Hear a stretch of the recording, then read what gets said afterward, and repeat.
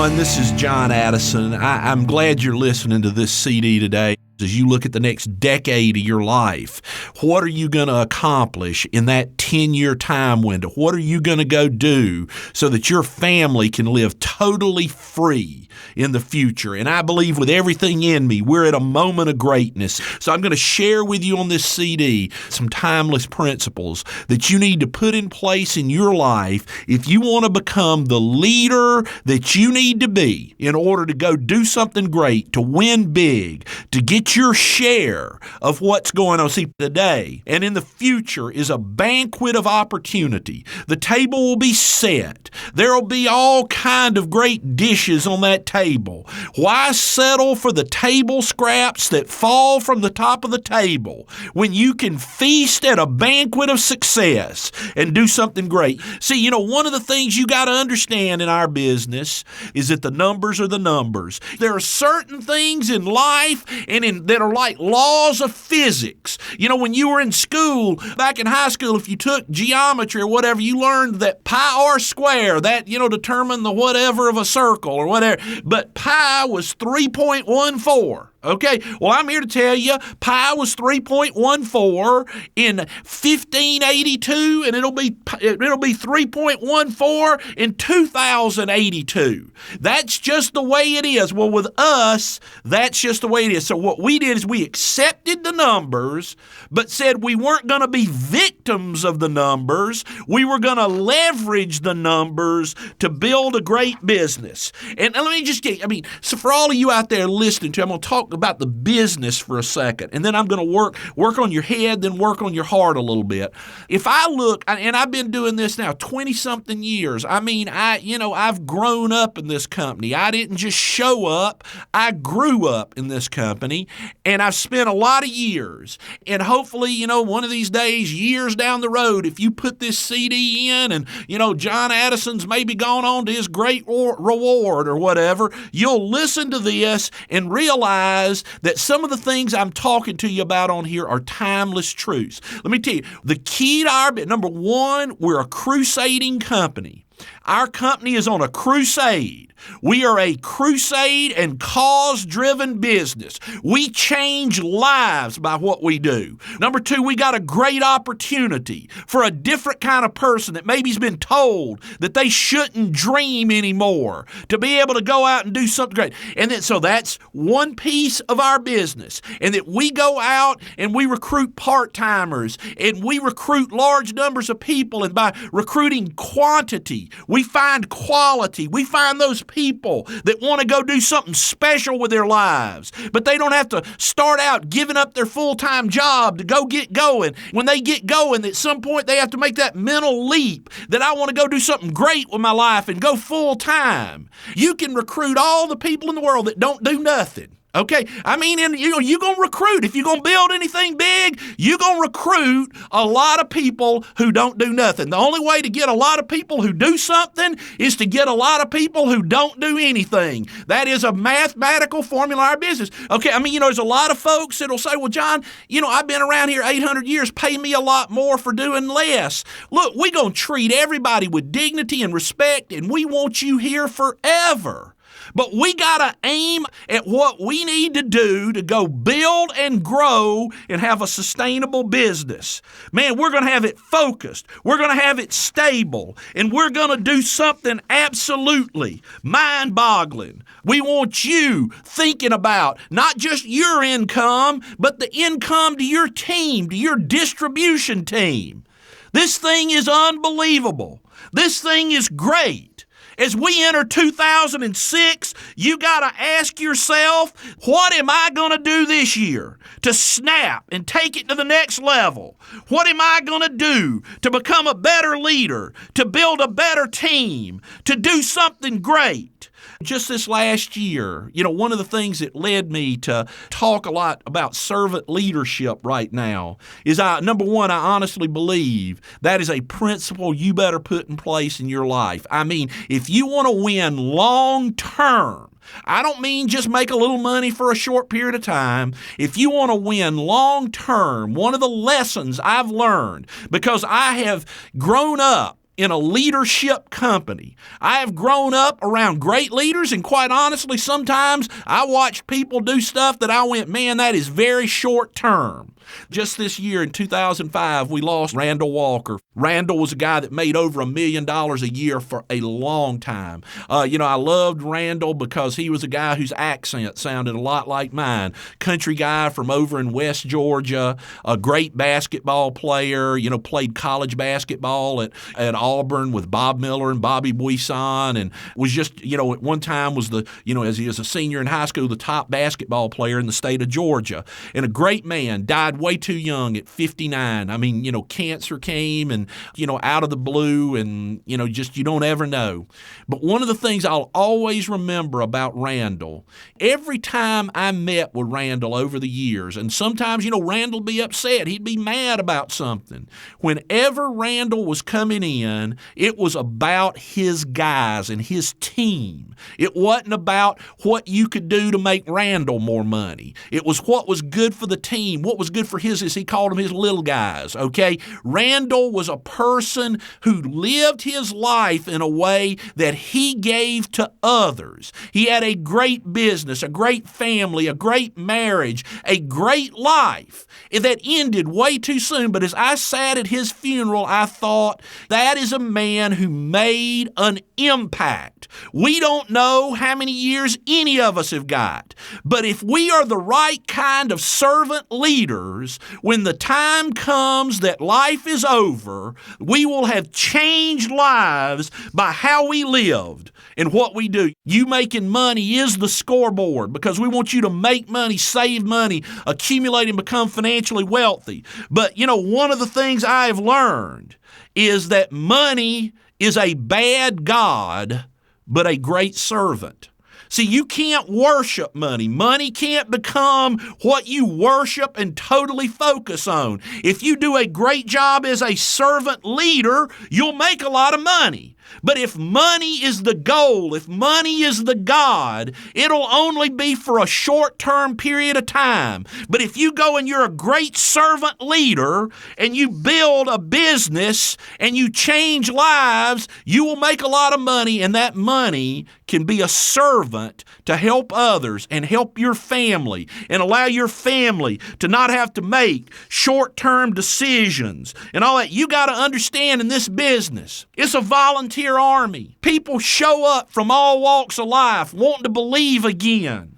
And you as a leader have got to constantly understand it's a little bit like herding cats. This isn't like being a manager at a company or manager on a job where you can see all the employees and they know you can fire their tail if they don't show up and do what's right and all that. And so you got a lot of control. If you're a control freak, this thing's going to drive you crazy, because people volunteer to be here. And it's a lot like herding cats. They go running off every direction, and you got to constantly attract them back. My wife loves cats. I don't really like cats. I love dogs, but we got like cats. We live out in the country, and them suckers just show up on our place, okay? And when they'll all be out in the bushes and all off down the field and all that, but you come out and you shake the old tub of cat food, and those suckers come running up to the house and all that kind of stuff. In our business, it's voluntary. Man, you got to attract people to this business. You got to attract. It's got to be fun. It's got to be exciting. You got to constantly aim and adjust. It's not a business that you drive. You aim it. You adjust it. And you got to sometimes just let it go and go grow. You got to understand, everybody don't think like you, act like you, be like you. Man, you've got to become a servant leader. Accept that people aren't perfect and go help them win anyway. So I believe there's some laws to servant leadership. Number one, you got to be compassionate. What that means to me is compassionate means you are conscious of the challenges of others. You understand, a lot of people will just say, "Oh, quit whining and go win." Hey, look, that's easy to say, but people feel the way they feel for a reason. and you just telling them shut up, grow up, and go win ain't going to move them. You got to understand how they got to where they are. And you got to understand you may disagree with their feelings, but you got to help them overcome those things. You got to be empathetic, not sympathetic. You can't just run around and go, oh, I hear you, boy, ain't it rough? Oh, put your head on my shoulder and cry and all that stuff. You got to be empathetic. You got to understand where they come from, but help them get out of the challenges they're in and get somewhere else. You can't run your office like an adult daycare center. I mean, where everybody just comes in and don't do nothing. Okay, you got to have fun. You got to have excitement. You got to be compassionate. You got to be empathetic. People got to know you care.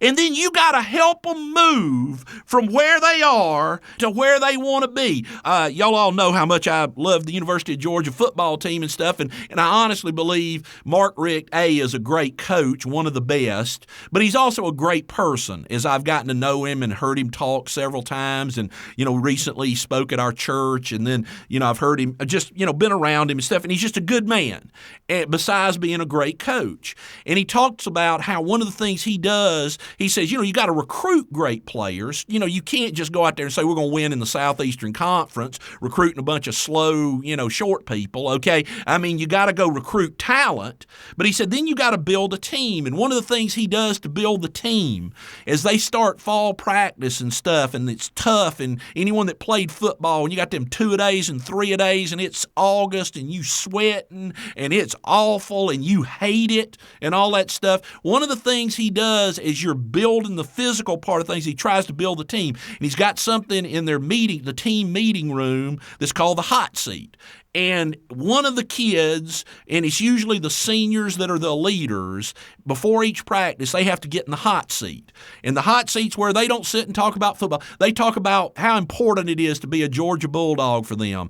What, being a part of this has changed their life. You got to understand, a lot of these kids, they come from tough home situations and stuff. And being there is changing life. And he said it's amazing to watch a 350-pound offensive tackle sit there just crying and stuff and talking about their heart and their life and stuff. And he said what that does is that pulls the team together, where maybe they get mad at that guy, but they know where he's coming from. And they're pulling together and they're fighting together. And when they show up, they're there to win. I don't know how many times you've watched Georgia play, but big games, man, they come out of the locker room with their arms linked, man to man, walking side by side. They're a team. A great leader is a servant who's compassionate and is a team builder. But see, you also got to be impatient for success. Now, understand, let me tell you, I think the key really, because this is a business of contradictions, is to be patiently impatient. You got to be aggressive without being a basket case. I mean, you got to be somebody that wants to win, but don't drive everybody crazy doing it. The team can't sit around and wonder, what kind of mood are you in? I mean, one of the things you got to be, you can't just show up. You got to be a little bit consistent. You got to be impatient, but you got to be consistent. People need to know where you're coming from, how you're thinking, what you're moving toward. Even when you're in a bad mood, you can't show up and just scream at everybody and all that kind of stuff. People don't like somebody that's always chewing their tail and telling them they're no good and all that kind of stuff. I don't believe that works long range. People long range don't win out of fear. Now, that may motivate people for a short period of time if they're your employee. Okay, but dang, if it's a volunteer army, it sure ain't going to work, because it's real easy to quit here. You just quit coming to the meetings. So I'm here to tell you, you got to be consistent. You got to be a person that's patiently impatient. You got to set a high standard. You got to look at different people. I was reading a book recently by a coach who said great coaches develop the great players into superstars, but for everybody else, They raise the average. If somebody comes in, whatever the level of their abilities and limitations, you get them to do just a little bit more. And everybody's not the same. And by the way, a lot of times the folks you think are average early turn out to be your superstars. Using an example from college football again, back, in 1999, when Georgia had their recruiting class that year, there was one guy who was like and I won't use his name, but it was like a 5-star recruit, number 1 defensive lineman in the state and all this kind of stuff, biggest recruit of the year. Everybody going nuts. Is he going to sign with us or not? He signed, and he ain't ever played yet. Next year, like in his 5th year, as a senior, or 6th year around there, whatever, because he flunked out once, came back, and all that. He ain't ever played a snap yet. Same time, they signed David Pollack, a kid out of Snellville, Georgia, who nobody recruited hardly. He was recruited, but he was kind of like one of those afterthought recruits, okay? Just sort of showed up. He was a little bit short, a little bit chunky, played fullback in high school, and all he did was become the only 3-time All-American in the history of the University of Georgia other than Randall Walker. You can't look at somebody how they start and say that's how they gonna finish. So you got to work to motivate and raise the average of everybody, and sometimes those people you least think are going to become your superstar. You got to understand everyone's not wired like you. Everyone's not programmed like you. What motivates you may not motivate them. You got to be a person that understands other people and can look at other people and realize they may disagree with you on a bunch of stuff and you may not see eye to eye with them, but they're on your team and you got to help them go win. You got to be quick to forgive. Forgive quickly. A grudge, it gets worse with age. When you have bad feelings and stuff, over time it just gets more smelly and gnarly and all that stuff. Forgive quickly. You're the leader. Be the first to let it go and go grow. Forgive and forget is a great old saying, but I'm amazed at the number of people who never forget and never forgive. They just hold it in and just keep it in and have a grudge and all that. Be quick to apologize. When people think you've done something to make them mad, honestly, if I make you mad with something, I really did not set out to do that. That's not my goal. I really want to, help the team win and just be a good teammate and be a good steward in the job that I'm in. But sometimes inevitably, if you're the leader, you're going to upset people. And if I've ever upset you, let me just say right here loud and clear, I am sorry. I apologize. I did not mean to do that. I do not get up in the morning trying to make people mad. In fact, by nature, I'm wired where I'm a pleaser. Okay, I like for people to be happy. I don't like for people to be upset. I like to, I'm conflict avoidant. I don't run around and look for fights. I don't get up in the morning, looking to go out and get in a fight. And I know that people will want to be around you long term if you're the one that is big enough to put it away first and let's go move and grow. Be focused. Great leaders are focused. You got to know that the main thing is the main thing is the main thing. You can't be a mile wide and an inch deep. You got to be focused on getting to where you want to get to and the team to get to where it wants to get to. You got to be honest with people. See, I honestly believe the difference between a dream and a scheme is focused on you making more money. A dream is focused on the team achieving its goals. You got to be honest with people. Tell the truth. You got to promote things. We're in the sales, but we're in the promotion business. You have to make things sound awesome. We're in the volunteer business. You don't get up and go, well, things are kind of tough and no one's making any money and I just don't know what to do and y'all want to come back to the meeting later?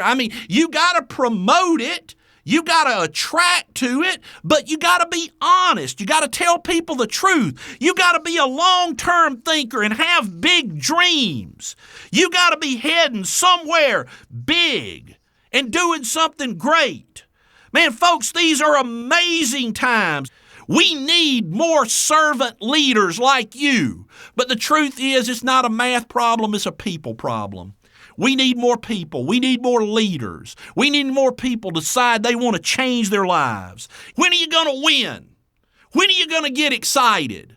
When are you going to sell out? When are you going to look for the opportunities, not the problems? When are you going to forget the past and move into the future? Folks, it is our time to shine. This is something special. You are something special. Our opportunity is unlimited. You got to decide how much of it you want.